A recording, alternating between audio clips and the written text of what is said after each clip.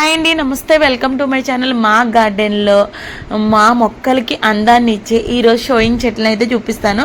ఇవి రీసెంట్గానే పెట్టారు. ఈ ప్లాంట్స్ అయితే నాకు చాలా బాగా నచ్చింది. ఎందుకంటే సైడ్కి వేశారు కాబట్టి గార్డెన్ అంతా భలే కలర్ఫుల్గా ఉంది.